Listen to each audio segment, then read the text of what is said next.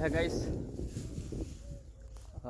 Almost 1 મહિનાથી વરસાદ રહેતો નહીં એટલે મગફળીની હાલત ખરાબ થઈ ગઈ છે અને ઘણા દિવસો પછી વિડીયો પણ બનાવ્યો નહોતો, આપણે ચેનલમાં અપલોડ નહોતો કર્યો, તો એટલા માટે આપણે વિડીયો પણ બની જાય.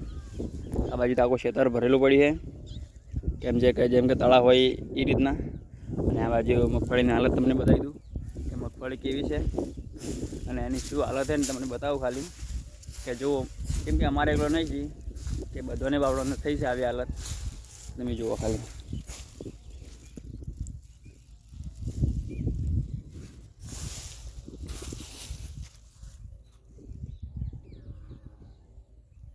બહુ ખરાબ હાલતમાં મગફળી પડી છે, કેમ કે આ ખેતર છે ચીકણવા જેવું અને છે ડેલું, એટલા માટે.